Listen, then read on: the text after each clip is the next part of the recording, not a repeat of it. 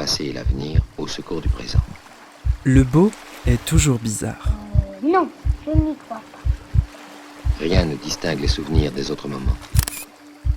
Le bizarre est souvent beau.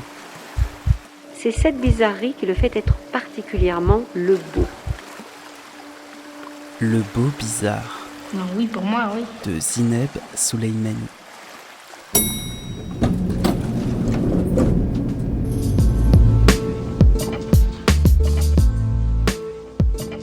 Bonjour à toutes, bonjour à tous. Bienvenue dans Le Beau Bizarre, un espace sonore libre et hybride. Un espace qui accepte volontiers de changer de focale.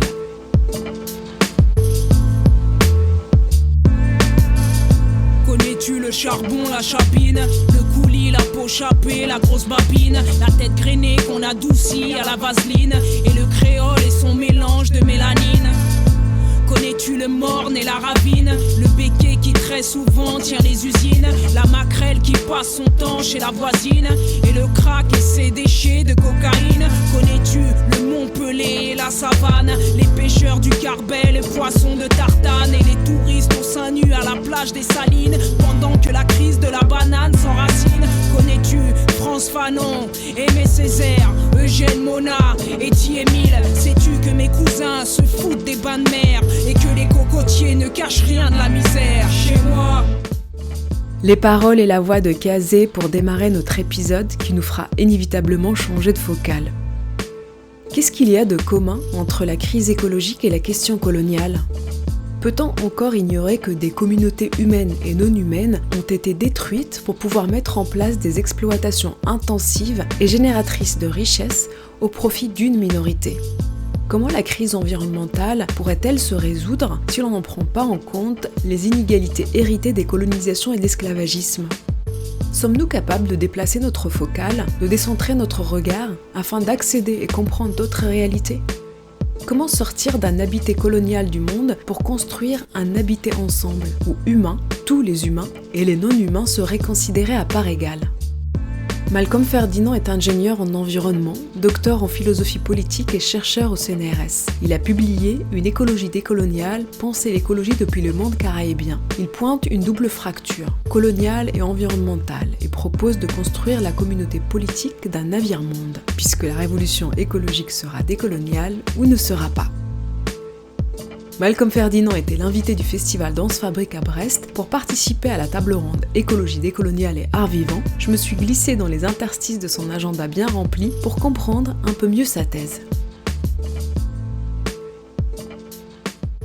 Malcolm Ferdinand, bonjour. Merci d'avoir accepté mon invitation dans Le Beau Bizarre. Vous êtes ingénieur en environnement et docteur en philosophie politique. De votre thèse, vous avez tiré un premier ouvrage publié dans la collection Anthropocène du Seuil. Un ouvrage que vous avez intitulé Une écologie décoloniale, avec en sous-titre Penser l'écologie depuis le monde caribéen. Avant d'échanger sur les idées développées dans votre ouvrage, je voudrais revenir avec vous sur un événement qui a été un déclic, je crois. Une expérience que vous avez vécue au Darfour en 2009 et qui vous a poussé, je crois, à mener cette thèse. Est-ce que vous pouvez nous raconter cette expérience ? Waouh! Alors déjà, bonjour et merci de cette invitation. En fait, le Darfour, pour moi, a été un ensemble d'expériences. Mais effectivement, j'y allais en tant qu'ingénieur environnement, dont le but de ma mission était de faciliter l'accès à l'hygiène et l'assainissement dans des camps de réfugiés et l'accès à l'eau dans des zones rurales du sud Darfour. J'y allais avec cette ambition assez naïve en fait, de vouloir sauver le monde, de vouloir sortir de la misère les Darfouris, en pensant que si les Darfouris n'avaient pas accès à l'eau, c'est parce qu'ils n'avaient pas assez d'argent et parce qu'ils n'étaient pas assez formés. Et effectivement, cette mission qui a été assez courte, mais m'a confronté au fait que ces deux affirmations étaient erronées, que les personnes sur place étaient plus qualifiées que moi, et comme ça arrive souvent dans le cadre humanitaire, que l'État soudanais disposait de fonds, juste qu'il décidait de ne pas allouer ces fonds au bien-être, à la dignité de certains, enfin des Darfouris. Et ce que cela a évoqué en moi, c'était la nécessité d'articuler tout problème, par exemple problèmes écologiques ou environnementaux, à une compréhension politique du monde.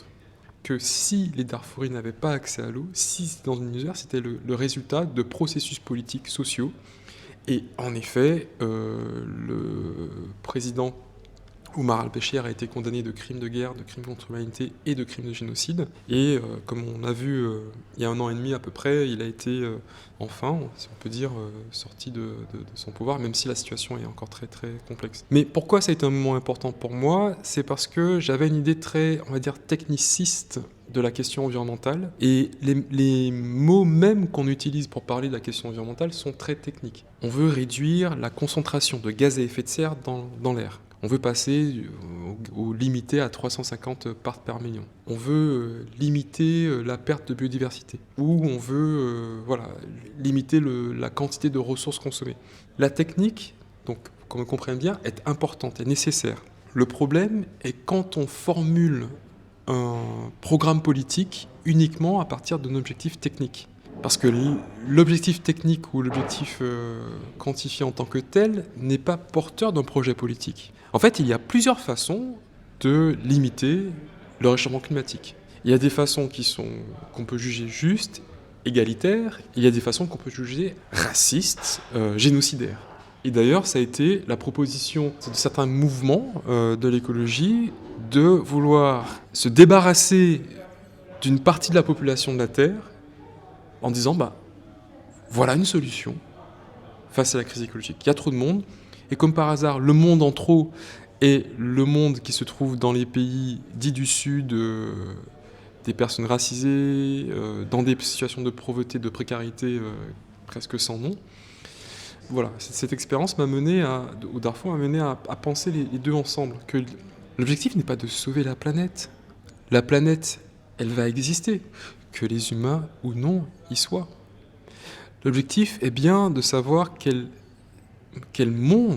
type de monde on va pouvoir instaurer qui va à la fois conserver des conditions de vie sur Terre et en même temps des conditions d'égalité et de justice, de dignité avec les humains et les non-humains. C'est ça la question. On s'est focalisé pour plusieurs raisons sur une formulation de cette question du monde uniquement en termes environnementalistes. Alors qu'en fait, il faut plus que l'environnement pour faire un monde. L'environnement est nécessaire, il n'y a pas de monde sans environnement, mais l'environnement en tant que tel n'est pas suffisant. Et on doit pouvoir avoir des mots et des manières de parler qui ne se réduisent pas uniquement à la dimension proprement environnementaliste. Alors dans le titre de votre livre, pour y revenir, vous associez 2 mots a priori lointains, 2 mots chargés et pensés différemment. D'où vous est venue cette intuition de penser l'écologie et l'histoire coloniale en parallèle dans un même mouvement critique ? J'aime bien contrecarrer cette question en amenant, pour le coup, les auditrices et les auditeurs à se dire, mais en fait, pourquoi on a appris à penser ces 2 mots de manière complètement séparée ? Parce que quand on y pense, la colonisation, qu'est-ce que c'est ? La colonisation est bien le fait de conquérir des terres pour les exploiter. Et ça a été le cas de la colonisation européenne des Amériques, colonisation moderne donc. On va dans des terres, on tue des gens, on défriche, on coupe des arbres, des forêts, c'est-à-dire qu'on détruit des forêts, qu'on remplace par des plantations d'indigo, de café, de canne à sucre, de coton, aujourd'hui des bananes. Enfin bon. C'est un processus de destruction environnementale énorme. En plus d'être des crimes, des génocides, c'est aussi un processus environnemental. Donc pourquoi on va penser la colonisation uniquement en termes politiques et sociaux et non pas en termes environnementaux ? Ça, c'est un côté. De l'autre côté, quand on pense à l'écologie, à mon sens, l'écologie est une réflexion, est un courant de réflexion sur ce que ça veut dire habiter la Terre. Ce que ça veut dire se rapporter aux écosystèmes, comment les préserver, et aussi ce que ça veut dire être au monde. Bon, ça, c'est ma compréhension à moi.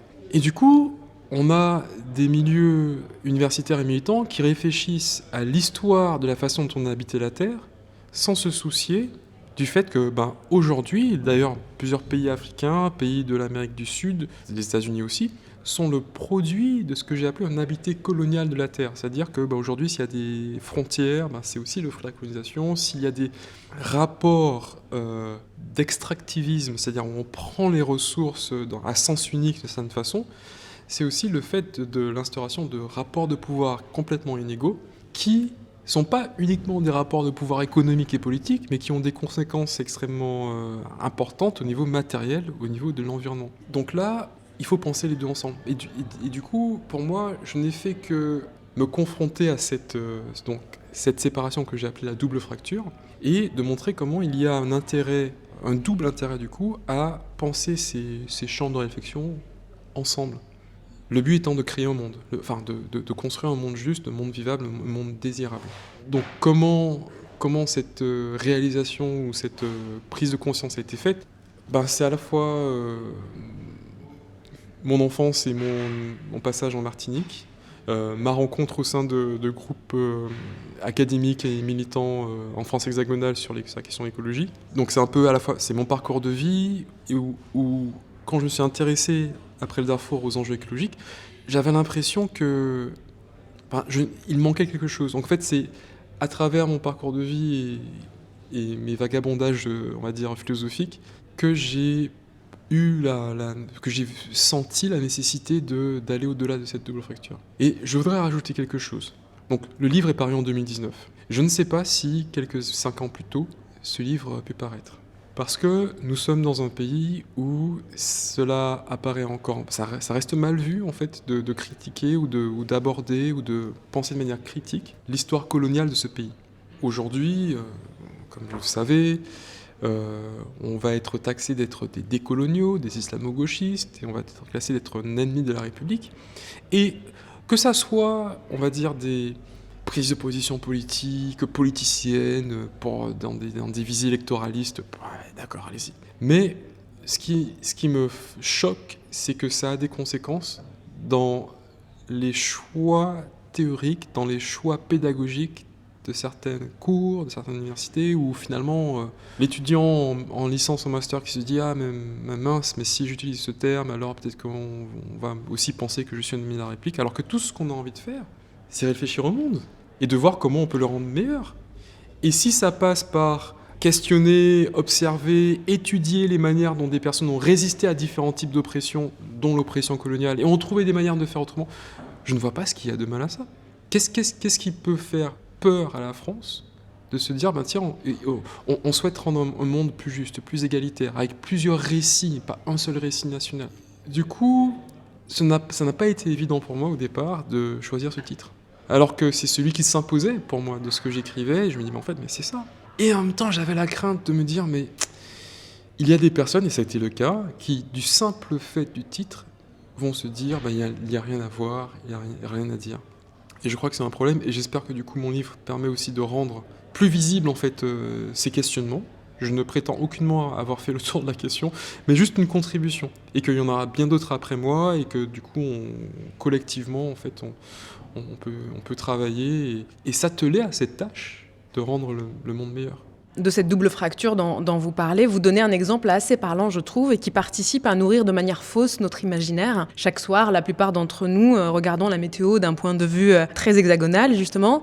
Or, vous dites 80% de la biodiversité de la France se trouve en Outre-mer, ce qui pousse à poser la question de comment réfléchir justement le changement climatique lorsque le point de vue est métropolitano-centré. Donc, je suis martiniquais, j'ai grandi en Martinique, et la Martinique fait partie de ces restes de l'Empire colonial français, qu'on appelle les Outre-mer. Et pour indiquer et pointer cette double fracture, j'ai voulu montrer comment, dans le champ politique, académique, universitaire sur l'écologie en français hexagonal, on a invisibilisé les Outre-mer français. Et ma proposition n'est pas de les rendre visibles tels des trophées que la France pourrait célébrer, comme ça se fait de temps en temps. Regardez ce que nous possédons comme richesse. Mais plutôt de comprendre que la compréhension depuis la France des enjeux écologiques, y compris des enjeux climatiques, doit passer par une modification de son imaginaire national. Aujourd'hui, on pense la France comme une racine unique, située en hexagone, alors qu'en fait, c'est un pays qui est géographiquement situé dans 3 océans. Océan Atlantique dans le Caraïbe, océan Indien, Réunion Mayotte, océan Pacifique.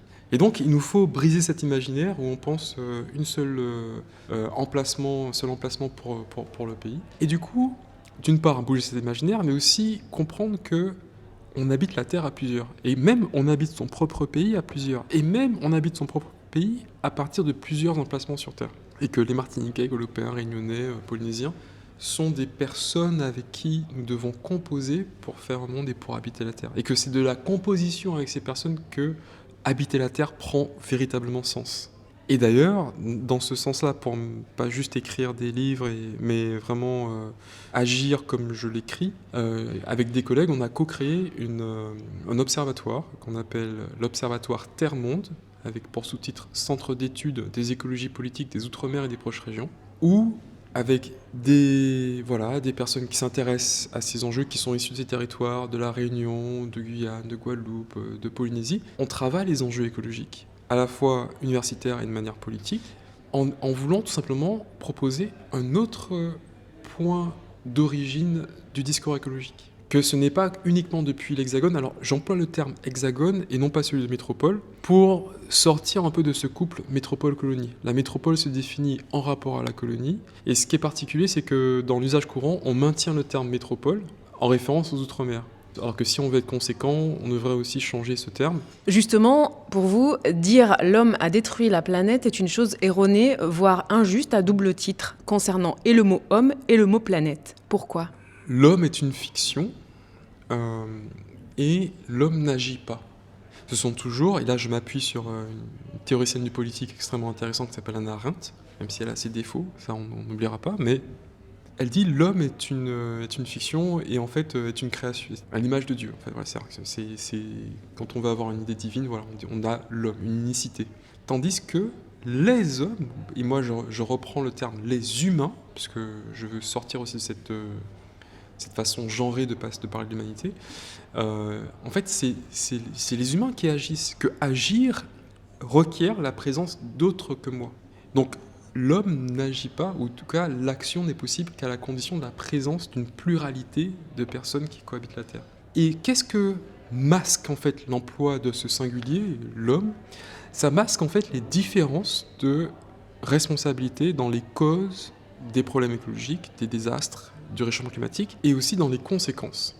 On sait aujourd'hui que les pays du Nord ont été majoritairement contributeurs à l'émission de gaz à effet de serre, bon, pas que, il y a la Chine aussi qui participe, et que les pays qui sont situés dans les latitudes tropicales, dont voilà, la Martinique fait partie, mais plein d'autres, qui sont aussi, font partie des pays du sud global, sont ceux qui vont être les plus exposés aux enjeux de changement climatique, la montée des eaux, le blanchissement des coraux, l'exposition à des événements climatiques extrêmes comme des cyclones de plus en plus intenses. Et donc le fait de parler des humains, c'est une façon de montrer que c'est une pluralité qui est en cause, que d'une certaine façon la crise écologique est le produit de ces inégalités entre êtres humains.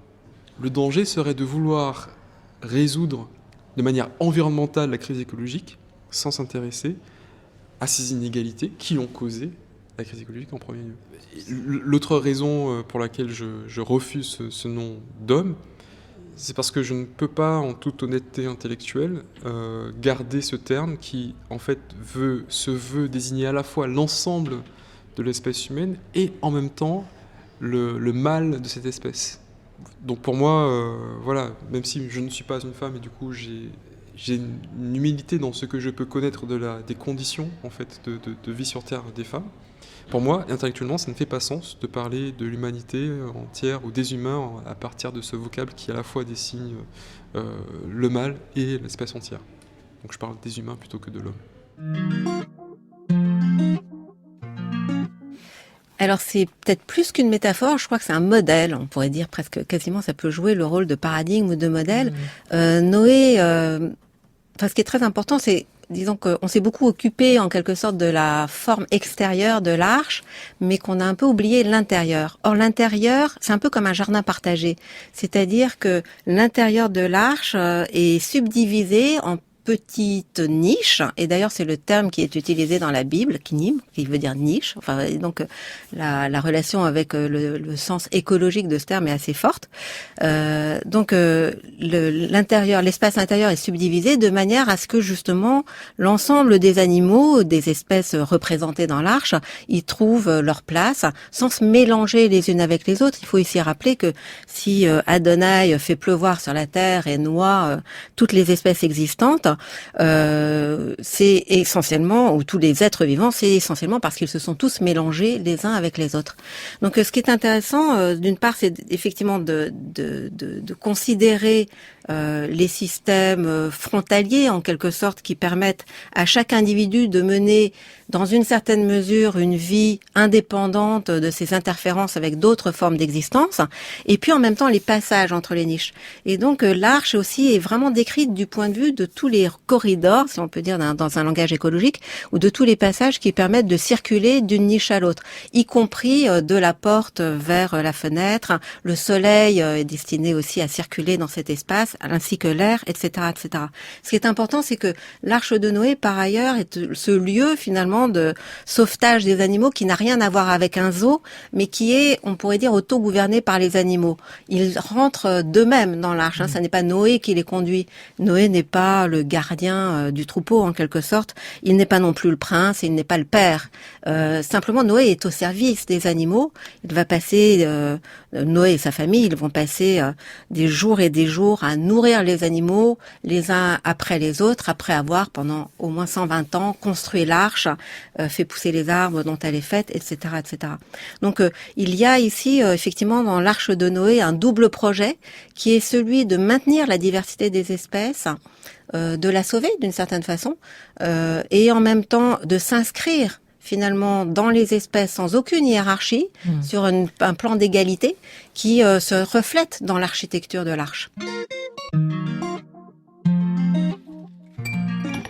Votre livre est sorti avant le confinement, mais pendant le confinement, nous avons assisté dans les grandes villes vidées de leurs citadins à un retour des animaux. Il y a eu notamment cette image qui a marqué les esprits, des canards se baladant du côté de la Comédie Française. Et dans cet extrait, nous avons entendu la philosophe Joëlle Zask. Elle réfléchit dans son livre Zoo City à comment faire de la ville une arche de Noé, où humains et animaux coexistent ensemble. Vous prenez aussi l'image de l'arche de Noé, mais pour raconter un chapitre pas très glorieux de l'histoire. Vous nous donnez d'ailleurs un indice en couverture avec le tableau de William Turner, Le bateau négrier. Est-ce que vous pouvez nous raconter ce que vous nommez l'Arche de Noé ? Ma rencontre avec l'Arche de Noé s'est faite d'abord à travers les écrits de personnes que je classe ou que je place dans le mouvement de l'environnementalisme. Des personnes comme Michel Serres, par exemple, qui a écrit un bouquin qui s'appelle Le contrat naturel. Donc là, quand je parle de l'Arche de Noé, je ne parle pas de l'histoire de l'Ancien Testament, sur laquelle je n'ai pas grand-chose à dire, et ce que ça représente en termes de mythe fondateur, très bien, il est là, et d'ailleurs c'est un mythe qui existe en plusieurs aussi versions, cosmogonie, etc. J'interroge la mobilisation de cette histoire dans l'élaboration d'une pensée écologiste, ou d'une pensée écologiste, ou en tout cas une pensée qui souhaite donner un contenu politique à l'écologie. Et donc quand on s'interroge, donc effectivement, moi j'ai un avis qui est finalement à l'opposé de ce que décrit Joëlle Zask, c'est-à-dire quand on s'interroge au sens politique de l'Arche de Noé, parce que c'est bien beau de décrire à l'intérieur de l'Arche, il y a ci, il y a ça, bon en fait c'est pas aussi précis dans le texte, donc il y a un peu d'interprétation de sa part, mais on passe à côté de ce fait premier qui est celui de la sélection, de ce que je nomme souvent la sélection violente. En fait, qu'est-ce qu'ils confèrent à cette embarcation le qualificatif ou l'appellation de arche? C'est le fait qu'elle est une embarcation qui s'oppose ou qui permet de résister à ce déluge qui va venir. Voilà. Mais le but premier est de sauver, selon l'Arche de Noé, de sauver une partie de l'humanité, en l'occurrence. Ça tombe bien, c'est la famille de Noé. C'est bien tombé, mais ceux qui ne sont pas Noé, ceux qui ne sont pas de la famille de Noé, qu'est-ce qu'on fait? Et ce que ne dit pas Joëlle Zask, c'est en fait comment on choisit qui on sauve. Et ça, pour les humains, mais comme pour les animaux. Et c'est un processus où, quand on est issu de pays, de régions qui ont subi de plein fouet cette colonisation européenne, avec l'imposition de cette colonialité, cette façon de se rapporter aux autres êtres vivants, enfin, de ces rapports d'inégalité, de domination qui ne sont pas uniquement des choses qu'on apprend en classe, quand on les apprend, mais vraiment des choses qui sont vécues. Et intuitivement, on a quand même la sensation que dès lors qu'il s'agit de sauver une partie, c'est pas sûr que nous, on soit inclus dans la partie à sauver. Au contraire, et ça, l'histoire est peuplée d'exemples tels où on sait que la catastrophe ou l'accident signifie l'abandon d'une partie de ceux qui étaient déjà minorisés, dominés, dépréciés, dévalorisés auparavant. Autre élément, pourquoi je parle de l'Arche de Noé et que j'associe l'environnementalisme à l'Arche de Noé, c'est précisément parce que beaucoup d'environnementalistes vont la mobiliser. Donc Michel Serres la mobilise explicitement, c'est-à-dire que dans son texte, il dit voilà l'Arche de Noé, l'Arche de Noé, l'Arche de Noé. D'autres vont la mobiliser de manière un peu plus implicite. James Lovelock, qui est connu pour avoir popularisé ce qu'il appelle l'hypothèse Gaïa, en fait, le mobilise. Cette idée de Spaceship Earth d'un architecte, Fuller Buckminster, aussi dans les années 70, en fait, revient. Donc, cette idée que la Terre est un vaisseau, enfin, est une embarcation qui doit être préservée de la tempête à venir, puise aussi dans l'Arche de Noé. Et pourquoi aussi je parle de l'Arche de Noé ? Parce que ça touche à l'imaginaire.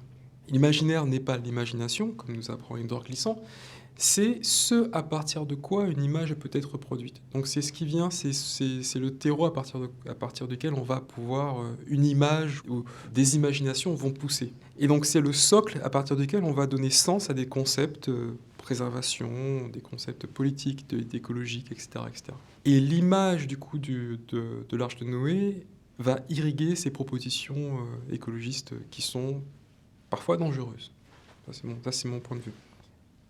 Le sous-titre de mon livre est « Penser l'écologie depuis le monde caribéen ».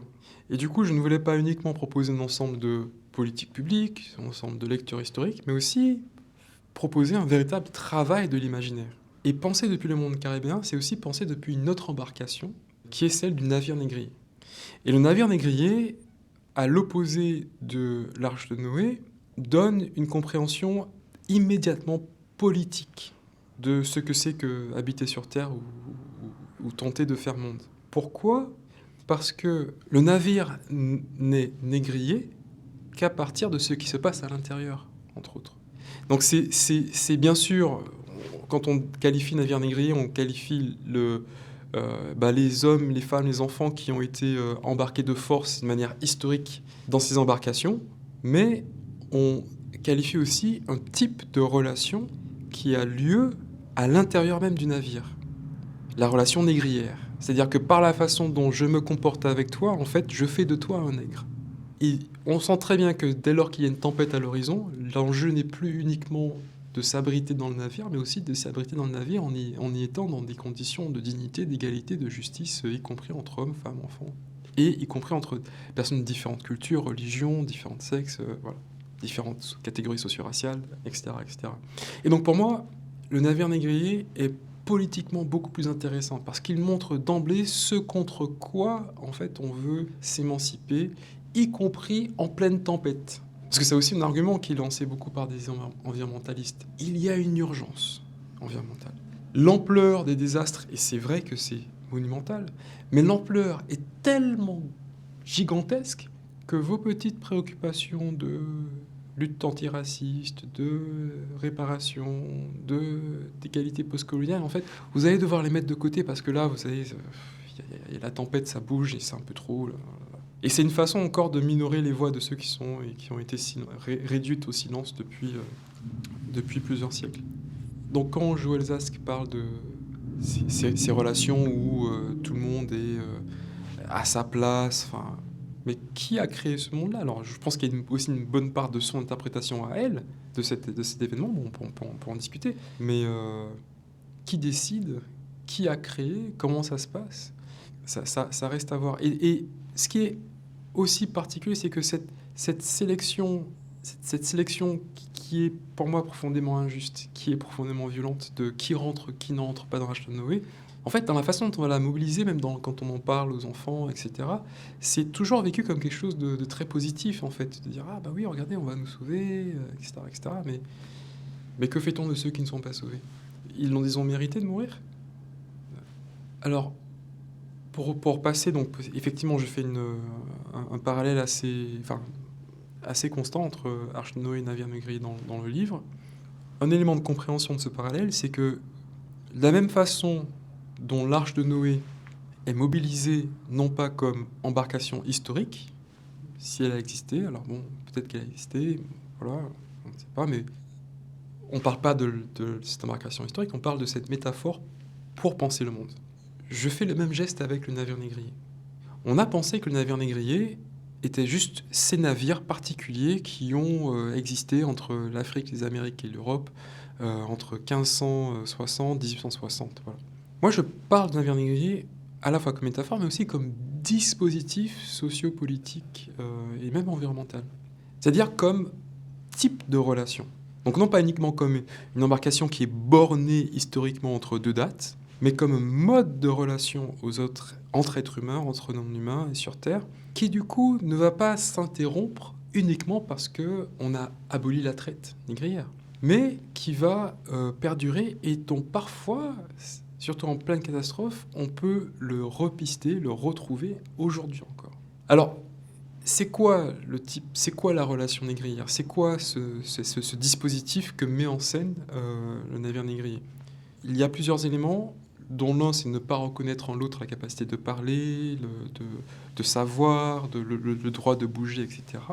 Mais ce qui nous intéresse plus précisément dans la question de l'écologie et du rapport avec la crise écologique, c'est le fait que certains vont être laissés pour compte, abandonnés ou jugés comme ceux qui doivent être jetés par-dessus bord pour préserver ce qui est désigné comme le monde à préserver. Et la réponse que je ferai par exemple à Joël Zask, c'est que moi, en discutant, en fait, en étudiant cette mobilisation de l'Arche de Noé, je me suis dit, mais en fait, rien n'empêche à l'Arche de Noé de se transformer en navire négrier.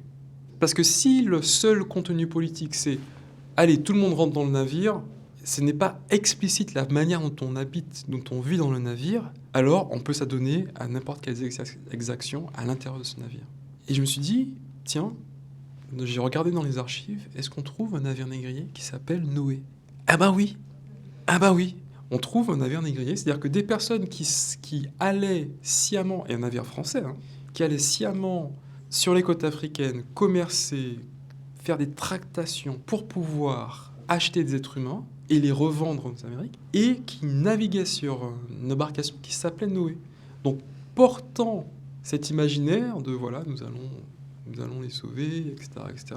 Mais cependant, en fait, on fait exactement l'inverse. Et ironie de l'histoire, ce navire négrier-là, enfin, Noé, est un des navires, parce qu'il y en a eu plein, où se passe une rébellion, où se passe une mutinerie, où ceux qui sont rentrés dans le navire disent, en fait, nous n'acceptons pas ces conditions. Nous voulons l'égalité, nous voulons la dignité, nous voulons la reconnaissance d'une certaine justice. Au point où finalement, après une journée de combat, ils ont mis le feu aux poudres, ils ont fait exploser le navire. Ils ont fait exploser ce que ceux qui étaient sur le navire pensaient comme une arche de Noé. Donc, on peut dire que voilà, c'est une histoire, mais pour moi, c'est cette ironie de l'histoire qui montre en fait qu'il y a quelque chose d'intolérable finalement à penser politiquement le monde uniquement comme une arche de Noé. Ça peut faire bien, ça peut faire beau, voilà, on va sauver tout le monde, mais en fait, ça peut être dangereux parce que si on ne sait pas de quelle façon on va être en relation avec les uns et les autres, alors on passe à côté de la question du monde. Si on réfléchit à ce qui se passe dans la mer Méditerranée aujourd'hui, à ce qui se passe entre Cuba, Haïti, la Floride, à ce qui s'est passé entre Mayotte et les autres îles de l'archipel des Comores. En fait, on voit que la manière dont les inégalités de richesse sont encore, et de conditions sociales sont encore tellement prégnantes à l'échelle globale, que bon gré mal gré, on a créé un monde où ça devient récurrent, quotidien, qu'un ensemble de personnes soient abandonnées à la noyade, à la mort dans la Méditerranée. Et ça me permet de revenir de manière peut-être un peu plus large sur cette peinture que j'ai choisie en couverture de mon livre. Peinture donc de William Turner qui s'appelle, connu sur le nom de Un navire négrier. C'est l'histoire d'un navire qui s'appelle le Zong, qui part de Liverpool en 1781, qui va au Ghana, achète 440 êtres humains et a pour objectif de les vendre à la Jamaïque, en Jamaïque. Après quelques mois de trajet, l'équipage se rend compte qu'il a fait une erreur de navigation.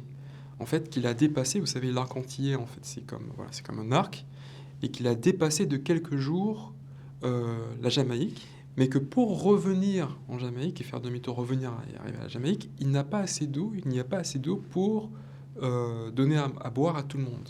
Et là, l'équipage prend cette décision qui est sans nom, de dire, en fait, nous allons jeter par-dessus bord pendant 3 jours, 150 personnes à peu près. sachant que, parfois avec des chaînes. Donc, nous allons tuer des gens. Mais on peut se dire, ça ne fait pas sens parce que le navire négrier, son objectif à lui, c'est de vendre des personnes et de faire du profit à partir de ça. Donc, il vaut mieux les garder, ces personnes. Donc, pourquoi ces personnes ont décidé cet équipage décide de se débarrasser d'une partie de sa cargaison, entre guillemets? La raison de ce choix est à trouver du côté des assurances. Une expédition négrière demandait un certain capital et ce capital était assuré. Donc on contractait des assurances en Angleterre qui prévoyaient qu'en cas de mutinerie, qu'en cas de cyclone, donc un événement non climatique, l'équipage pouvait toucher un ensemble de compensations. Sauf que là, il ne s'agissait pas d'un accident, c'était une erreur de navigation. Mais ils se sont dit, si on jette ces personnes à la mort et on prétend qu'il y ait eu quelque chose qui soit en dehors de notre contrôle, comme une mutinerie, comme un accident, comme un cyclone, alors on pourra demander des sous à Liverpool quand on rentre. Et c'est ce qu'ils ont fait. Ils sont rentrés, l'assureur il se dit mais ça ne me paraît pas clair cette histoire, et donc du coup ils sont allés en procès, et l'équipage a gagné une première fois en procès. Le juge avait forcé l'assureur à payer l'équipage. Au final, l'assureur a fait un procès en appel, ayant entendu le témoignage d'un des premiers matelots de ce navire, le Zong, la décision a été renversée. Donc l'assureur n'a pas eu à payer. Mais à aucun moment, le crime de jeter 150 personnes n'a été discuté dans un tribunal de justice. Et cette histoire du Zong nous amène à poser la question de savoir si, parfois, on ne peut pas prendre la crise climatique comme un prétexte pour jeter par-dessus bord celles et ceux avec qui, de toute façon, on n'avait pas envie de vivre. Et oui, il faut comprendre, alors c'est ce que par exemple Naomi Klein appelle le capitalisme du désastre, il faut comprendre que parfois ces événements peuvent devenir des prétextes pour exacerber les dominations qui sont déjà présentes, exacerber la libéralisation de services publics, exacerber l'accroissement de capitaux et l'expansion de compagnies multinationales, etc. Et bien sûr, exacerber les souffrances de ceux qui sont déjà dans des positions de précarité, d'inégalité, etc. Sachant cela, je mets ça ici pour pointer la situation, mais pour pointer aussi ce contre quoi on doit s'élever et tracer l'horizon de la tâche qui nous attend. C'est-à-dire, l'idée du coup n'est plus, comme je disais tout à l'heure, n'est plus uniquement de sauver des contenus, c'est-à-dire de sauver des personnes, des animaux, etc., mais de préserver des relations. D'instaurer des relations. Et si, avant la catastrophe, elles n'étaient pas égales, peut-être prendre l'occasion de l'aléa climatique pour reconfigurer le monde de manière beaucoup plus égalitaire. Mais au contraire, ce qu'on voit, c'est qu'il y en a qui vont se créer des bunkers en Nouvelle-Zélande et ailleurs, on en a qui vont se créer des murs. Donc en fait, on veut conserver les privilèges, même dans la catastrophe.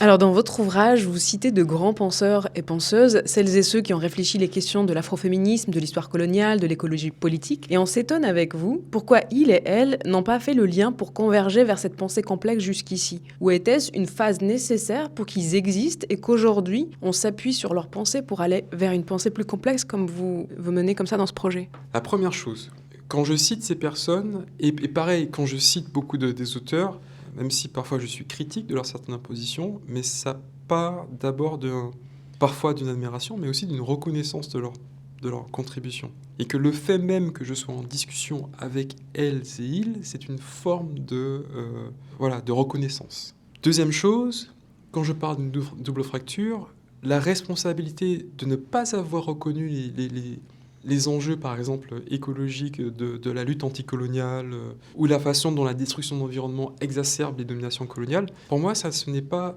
le fait de failles ou de faillites de penseurs et de penseuses qui seraient afroféministes, qui seraient anticoloniaux ou décoloniaux. Pour moi, cela tient d'abord au fait que l'écologie s'est d'abord constituée comme un champ d'études très peu divers, majoritairement masculin, et souvent d'hommes blancs dans des pays multiculturels, multidivers, post-coloniaux. Il faut préciser, parce que ce n'est pas une attaque au fait d'être blanc ou pas, c'est juste un constat sociologique de se dire que tiens, c'est bizarre, dans une société, il y a plein de couleurs, il y a plein de types, il y a plein de religions, mais dès lors qu'il s'agit de parler d'écologie, en fait, cette diversité disparaît.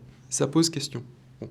Et deuxième élément, je crois que parfois, l'immédiateté, c'est-à-dire que, je sais qu'aujourd'hui, en 2019, si j'ai pu écrire ce livre et si j'ai pu le publier surtout, c'est parce qu'il y a tellement de personnes qui sont venues avant moi. Et d'abord mes parents, d'abord ma famille, voilà, qui a participé au fait que je sois là, bien, enfin voilà. Que du coup, il y avait certainement, à certains moments, des luttes dont l'immédiateté contre la précarité, contre les violences policières qui sont encore d'actualité, contre le régime apartheid, pour les droits civiques aux États-Unis, contre la colonisation, qui faisait que peut-être à ce moment-là, les éléments environnementaux qui étaient déjà là, mais qui n'étaient pas thématisés comme un champ nouveau à part entière, apparaissaient moins importants. Pourquoi je dis que c'est grâce aux luttes des personnes avant moi si j'ai pu écrire ce livre? C'est parce que je crois que ma réalité sociale et politique n'est pas celle que certains militants ont connue. Et donc, ce n'est absolument pas mon intention de dire « Hey, pendant que vous essayez d'échapper à la prison, etc., pendant qu'il se passe des luttes armées concrètes, qu'on soit à Cuba, qu'on soit au Congo, qu'on soit aux États-Unis, vous n'avez pas pensé à l'écologie, etc., de manière culpabilisante. » Par exemple, je cite Angela Davis. Et donc, mon livre a été traduit en anglais, il est sorti en anglais l'année dernière, enfin en décembre. Et Angela Davis fait la préface du livre. C'est quelqu'un qui s'intéresse notamment aux enjeux écologiques depuis quelques temps.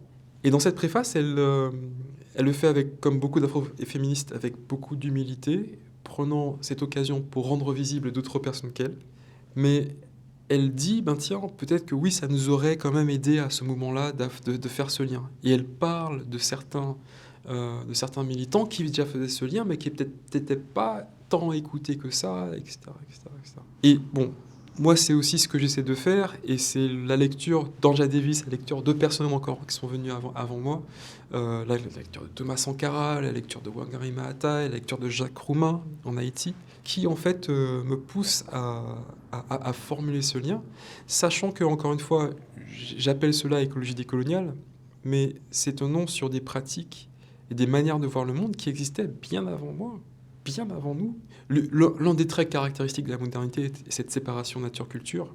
Et ce que montrent beaucoup d'anthropologues, notamment comme Philippe Descola, c'est que la majorité des peuples autochtones de la Terre ne fonctionnent pas, n'ont pas une cosmovision qui recoupe finalement cette distinction nature-culture, qui a d'autres moyens de se rapporter aux esprits, aux plantes, aux cours d'eau, aux animaux, qui ne sont pas organisés exactement comme par rapport à cette séparation nature-culture. Donc, et d'une certaine façon, il y avait en gros des manières décoloniales d'habiter la Terre bien avant la colonisation, même si ça peut paraître du coup anachronique de parler comme ça. Dans un certain sens, c'est ce que j'essaie de montrer, c'est que peut-être la pire des choses est de penser que l'état du monde et la constitution du monde tel qu'il est la seule façon dont il peut être. Donc déjà, briser cela. Après, on pourrait rentrer encore dans plus de détails sur finalement qui sont ceux qui portent les discours écologistes, notamment dans des pays du Nord où il y a une diversité de population. Qui sont ceux qui sont présents dans les partis politiques qui se disent écologistes? Parce qu'on peut se dire, chacun son champ. Moi, ce qui m'intéresse, par exemple, ce sont les bouteilles d'eau, ou ce sont les tables, ou j'ai tel intérêt pour la littérature, etc. Donc chacun son intérêt. Il n'y a pas besoin que tout le monde soit dans tout, partout.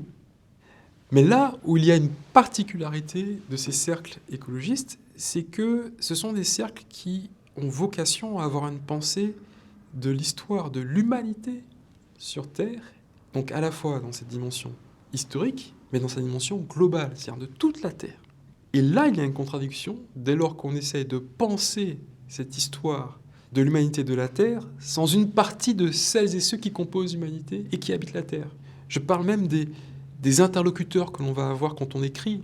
Regardez qui est cité dans les premières, dans les textes écologiques clés, qui est cité. Il se trouve que dans cette forme d'écrit de référencement, on maintient encore une fois un cercle qui est peu divers. Justement, vous questionnez en creux l'universalisme que prétend l'Anthropocène, notamment. Pour vous, c'est un concept qui invisibilise les particularismes et les inégalités. Comment traduire alors l'ensemble des expériences vécues par toutes et tous, alors que selon notre situation sociale, notre point d'habitation dans le monde, notre réalité est différente, et donc notre impact aussi? Oui, alors c'est une vaste question. Donc je renvoie aussi au livre de Julien Sadou, il me semble, et même Fatou Niang, qui vient de paraître sur l'universalisme, qui est assez court, mais du coup qu'on peut prendre assez immédiatement. Deuxièmement, que l'universalisme tel qu'il est pensé, par exemple depuis la France, est un particularisme. C'est-à-dire que c'est une idée particulière de se dire que ma vision du monde est celle que tout le monde doit avoir et que toute personne qui aurait une autre vision serait finalement...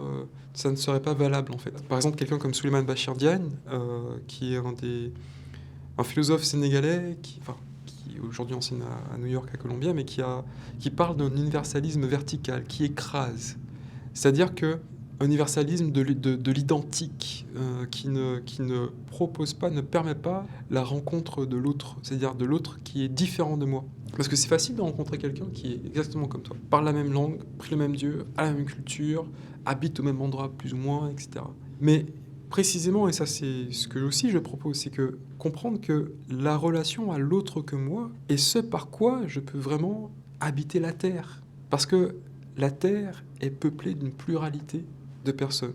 Et que cette idée qui était, au fond, aussi une idée assez heideggerienne, que l'habiter ou le fait d'habiter est une relation qui ne concerne que moi et moi-même, n'a pas de réalité concrète. Voilà. Donc, dans cette idée d'anthropocène, c'est un peu cette idée de masquer, de masquer cette pluralité.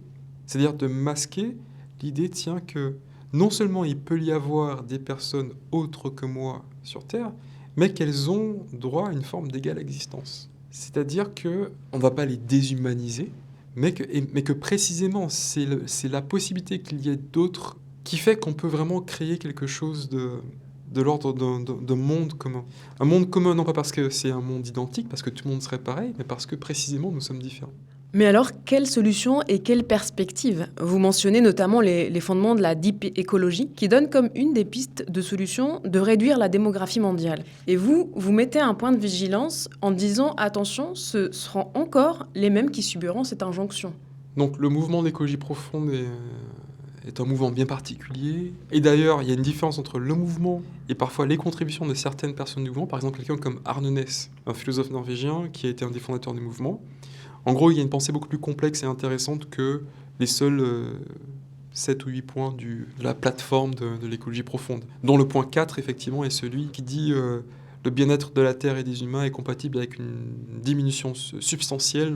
Voilà. Mais il y a quelque chose de complètement irresponsable à proposer une telle réduction de la population humaine, dès lors que il n'est pas précisé de qui on parle, de comment cela se fait, et surtout de le faire à un moment où on sait déjà qu'il y a eu des formes de génocide, il y a eu des génocides, certains terroristes adhérant à l'idéologie suprématiste blanche, ont explicitement fait référence à ce trop-plein de musulmans, trop plein de noirs, latinos, peu importe, de personnes racisées dans le monde. Donc ce discours qui, dans les années 70 de l'écologie profonde, était déjà irresponsable à ce moment-là, il est encore plus irresponsable à ce moment-là, surtout quand il est repris par des présidents de la République qui disent que le problème de l'écologie, c'est la surpopulation de pays africains. Et donc du coup, dès lors qu'on parle de diminution de la population sans prendre en compte les différentes parts, on est dans un discours raciste et misogyne. Donc quelles sont les solutions ? C'est difficile de dire exactement tout ce qu'il faut faire. Surtout, ce n'est pas ma prétention. Mais je fais quelques propositions. La proposition, c'est d'abord de changer la focale en la présentant d'abord comme celle d'instaurer un monde juste. Un monde où la présence de l'autre est possible, où la rencontre de l'autre est possible. D'ailleurs, c'est la 4e partie de mon livre qui déploie ce que j'appelle une politique de la rencontre et l'instauration d'un navire-monde. Quel est l'horizon de la question de l'enjeu de l'exigence décoloniale ? Pour moi, l'horizon n'est pas celui où chacun serait dans son propre coin de la Terre, mais faire monde implique d'une certaine façon la présence de l'autre, la rencontre de l'autre, et implique des conditions pour cette rencontre. Et quelques-unes de ces conditions sont celles de justice, celles de réparation, celles de respect d'une certaine forme de dignité. Et la colonisation européenne des Amériques, et plus tard l'impérialisme états-unien, européen, en Afrique et en Asie, n'a pas permis des conditions humaines de rencontre de l'autre. Donc, comprendre que c'est une tâche de pouvoir instaurer ces conditions d'égalité pour préserver la planète, comme on aime le faire, comme on aime le dire, c'est déjà une proposition importante. Et ce jeu, cette différence de regard, en fait, de focale est vraiment... elle permet de peut-être produire des politiques beaucoup plus hospitalières, y compris des politiques écologistes qui seraient plus hospitalières. Prenons un exemple très concret. Aujourd'hui, l'un des thèmes principaux du réchauffement climatique est l'élévation du niveau de la mer. Si par magie ou science-fiction, on arrivait à limiter aujourd'hui le niveau de la mer, il ne bouge plus. Pendant 200, 300 ans, 500 ans, il ne bouge plus, il est là. Il y aurait toujours des personnes qui mourraient noyées dans la Méditerranée. Aussi, cela permet de dire qu'une véritable politique écologiste, dans le sens où je l'entends, dans le sens de faire monde, ne peut pas se contenter de dire limiter l'élévation de la mer, mais devrait immédiatement adosser l'exigence d'empêcher les personnes de se noyer. Et du coup, de mettre en place des conditions pour que soit limiter les guerres dans certains pays, soit rendre en place des conditions de vie, d'accès à l'eau, d'accès à l'éducation, d'accès à un ensemble de droits, ne pas vendre des armes à des pays qui sont en guerre et dire « j'assume ». Ça implique ces choses-là. Ça peut paraître immédiatement évident de dire « le problème c'est le niveau de la mer ». Mais non, le problème c'est les relations que nous avons entre nous. Les destructions environnementales, ce sont les conséquences de ces dominations. Donc si on fait faire face à la crise écologique, confrontons-nous directement à ces rapports de pouvoir qui sont complètement inégaux et qui sont héritiers de la colonisation des Amériques, qui sont héritiers de ce qu'on a appelé la colonialité, cette face obscure de la modernité. Le fait que la modernité a toujours eu besoin d'un envers qui a codifié des rapports de pouvoir à travers des catégories de genre, de race, et qui sont, même si la colonisation en tant que telle n'est plus, mais qui ont perduré dans l'imaginaire et qui animent encore le capitalisme. Aujourd'hui, on parle de capitalisme racial, etc. Et puis, quelque chose peut-être un petit peu d'un peu faustien, ça c'est ma propre psychanalyse que je fais à haute voix, je m'aperçois que j'aime faire ça. Et je crois deviner pourquoi. Parce que secrètement, il y a l'idée qu'il faut que nous Antillais, nous nègres, nous qui avons tout tant subi, nous qui avons subi l'histoire, il faut aussi faire l'histoire. Et en réalité, faire ces petites choses, c'est en définitive apposer son sceau, apposer son empreinte, l'empreinte d'un homme, mais l'empreinte d'un peuple, l'empreinte d'une culture sur une civilisation et sur le monde. Je veux revoir Fort-de-France. La réponse d'Aimé Césaire lorsque l'on l'interroge sur son action en tant que maire de Fort-de-France à l'époque, pour introduire ma question. Est-ce que pour vous, nous nous retrouvons face à une crise des récits qui ont eu jusque-là la même couleur, les mêmes protagonistes et qui ont participé à formater nos imaginaires, et que dans cette double crise à la fois humaine et écologique, il devient urgent de raconter les histoires depuis d'autres perspectives comme celles que vous faites depuis les Caraïbes? Évidemment, alors déjà, merci de me faire écouter cet extrait, ça me touche toujours d'entendre les voix de ce grand penseur, qui est aussi martiniquais. Alors, si on entend les débats aujourd'hui autour des présidentielles, on voit très bien qu'on est en plein dedans. On est dans une compétition de récits du monde, en tout cas, et surtout dans l'acharnement à vouloir conserver un récit qui n'est plus de son temps.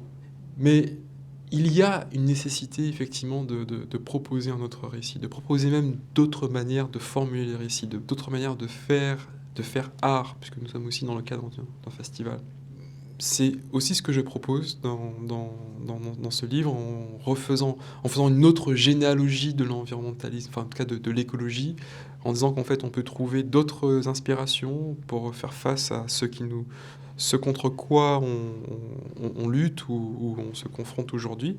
Et l'enjeu est double. Et je crois que c'est un peu ce à quoi faisait référence Aimé Césaire, parce qu'il y a un enjeu qui est celui de s'adresser à celles et ceux qui ne veulent pas nous écouter. Parfois, il y a une charge de l'ancien colonisé ou de personnes racisées qui est un peu injuste de devoir éduquer ceux qui ont le privilège de ne pas se poser la question du récit, de ne pas se poser la question du rapport entre marge et centre. Il y a une charge et je ne peux pas faire que ça. Mais l'autre tâche est aussi, comme nous invite Aimé Césaire, celle de faire histoire, celle de se retrouver. Donc je parle de retrouver nos corps, parce que par les récits, on peut aussi déposséder des corps, celle de retrouver un rapport sain à la Terre, parce que la colonisation et la colonialité de la manière d'habiter la Terre est encore présent, que les premiers touchés, ce sont les anciens colonisés eux-mêmes. La première tâche de se réparer soi-même, de se guérir et de retrouver un rapport, ce que j'appelle matriciel, en fait, de retrouver une terre-mère, de retrouver un rapport de dignité à la terre qui permet en retour de retrouver un rapport à nos propres corps. Ça, c'est une tâche extrêmement importante qui va de pair avec celle de créer d'autres récits. Mais et je crois que c'est parce que moi, j'ai eu la chance aussi d'avoir eu accès à des conditions d'amour qu'aujourd'hui, je suis capable de proposer ce récit-là. Nous sommes à Brest et nous nous rencontrons dans le cadre de Danse Fabrique, le festival de danse contemporaine porté par le Quartz Scène Nationale, où vous avez notamment participé à une table ronde intitulée « Écologie décoloniale et art vivant ». L'écologie dans le spectacle vivant, est-ce une utopie ? Absolument pas. Absolument pas. Si on pense l'écologie uniquement comme un environnementalisme qui consisterait à dire quelle quantité de gaz carbonique j'ai émis, est-ce que j'ai fait mon recyclage, est-ce que j'ai pris le train plutôt que l'avion ? Et si on réduit l'écologie à ça, c'est compliqué. Ces gestes sont importants, je pense. Ils ne sont pas non plus à jeter par-dessus bord. Enfin, je pense que ces gestes sont importants, et surtout quand ils sont pensés collectivement. Par exemple, à l'échelle de comment vit un centre d'art, comment on se nourrit un centre d'art. Moi, je pense que ces gestes sont importants. Mais la question des récits, je pense que c'est un lieu où les artistes, quels qu'ils soient, ont à participer. La question des manières d'être au monde, y compris la question des manières d'être au monde avec les non-humains, avec des acteurs ou avec des présences des personnes qui ne sont pas nécessairement les acteurs classiques, hommes, femmes. Par exemple, ce que fait Annabelle Guéredra avec les sargasses est vraiment fort à ce sujet parce qu'elle met en scène finalement une algue qui, une fois échouée sur les côtes martiniquaises, guadeloupéennes, mais aussi d'autres îles de la Caraïbe, produit et émet des gaz toxiques. Et soudainement, dans sa performance, cette algue devient un acteur ou une actrice, ou sans genre, je ne sais pas comment dire, qui fait partie du monde avec laquelle nous devons composer. Et pareil, la troupe de Living and the Dead, The Ensemble, avec un ensemble de comédiens, d'artistes, de poètes d'Haïti et avec Olivier Marbeuf, permettent aussi de montrer finalement cet envers de la modernité qui a été caché précisément en France, où on a sectionné, en fait, c'est pas un oubli. On a sectionné la révolution haïtienne de la révolution française. Alors que il eût été possible de faire autrement, de voir que les principes de cette grande déclaration des droits de l'homme et des citoyens ont été poussés en toute logique, en toute conséquence, à leur bout. En Haïti, où on dit, en fait, oui, je suis esclavisé, je suis une femme esclavisée, et j'ai le droit aussi d'être reconnu, j'ai le droit d'avoir des droits, et je vais lutter pour ça. Alors, ça ne veut pas dire que la révolution haïtienne n'a pris que son inspiration de la révolution française. Il y a aussi un ensemble de pratiques culturelles, mais je trouve que à travers la performance de Wake, permettent de rendre aussi compte de cette pluralité avec laquelle on habite la Terre. Il y a évidemment une place pour les arts, et vous verrez que dans mon livre, en fait, je fais référence à un ensemble d'œuvres d'art. C'est parce que c'est avec ces artistes, c'est leurs œuvres que je pense. Et que parfois, quand certains moyens de production de savoir ont été rendus difficiles d'accès aux anciens colonisés, aux personnes racisées, cet art, c'est ce qui nous a permis de nous éduquer. Et donc, on devrait plutôt renverser la question. Il n'y aura pas d'écologie sans art. Il n'y a pas d'écologie décoloniale sans art non plus.